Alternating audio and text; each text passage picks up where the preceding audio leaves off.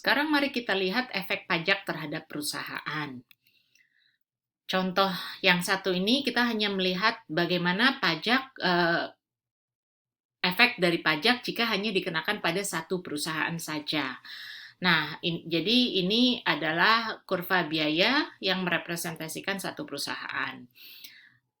Dengan adanya pajak, maka MC dan AC bergeser. Jadi MC bergeser menjadi MC2, merupakan MC1 plus pajak, dan AVC-nya pun naik dari AVC menjadi AVC plus pajak. Ekuilibrium baru dengan kenaikan biaya ini adalah perpotongan antara tingkat harga dengan MC yang baru, yaitu MC2. Akibatnya, produksi perusahaan turun dari Q1 ke Q2. Dengan demikian, kita bisa menyimpulkan bahwa pajak akan menyebabkan produksi perusahaan turun. Nah, sekarang bagaimana efek pajak kepada seluruh perusahaan? Karena kita melihatnya adalah seluruh perusahaan, maka kita melihat demand dan supply dari pasar. Di sini pajak diterapkan kepada seluruh perusahaan di industri. Penerapan pajak ini menyebabkan kurva penawaran industri turun, maksudnya turun bergeser dari S1 ke S2. Output harga pasar naik dari P1 ke P2 dan output di pasar pun turun dari Q1 ke Q2. Penurunan produksi lebih sedikit dibandingkan tanpa adanya kenaikan harga pasar. Maksudnya kalau misalnya harga tetap di P1, maka perpotongannya berada di antara P1 dengan S2 ini, yaitu di sini. Jadi penurunannya lebih sedikit dari Q1 ke Q2 dibandingkan kalau nggak ada kenaikan harga.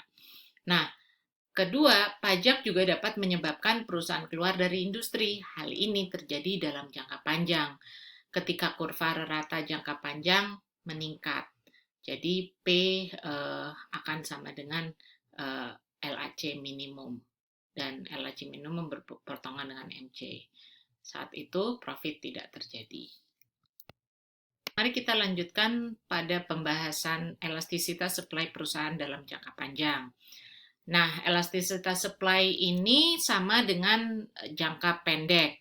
Rumusnya persentase perubahan quantity yang ditawarkan akibat persentase perubahan 1% dari harga. Elastisitas ini dipengaruhi oleh sifat atau karakteristik industri, apakah ia berbiaya konstan atau berbiaya meningkat. Kalau sifatnya constant cost industry, maka elastisitasnya sangat besar. Jadi artinya perubahan harga mampu membuat produsen beradaptasi sehingga ia akan merubah kuantitinya yang lebih responsif dibandingkan kalau ia increasing cost industry. Kalau increasing cost industry seperti kita sudah lihat tadi,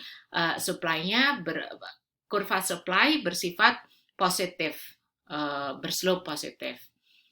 Lalu, tapi secara umum elastisitas penawaran dalam jangka panjang akan bersifat lebih elastis, terutama jika industri tersebut bergantung pada faktor produksi yang mudah didapat, maka elastisitas penawarannya akan lebih elastis dibandingkan untuk industri yang faktor produksinya terbatas ketersediaannya. Kalau faktor produksi terbatas ketersediaannya, maka perubahan harga di pasar membuat ia kurang fleksibel untuk merubah penawarannya.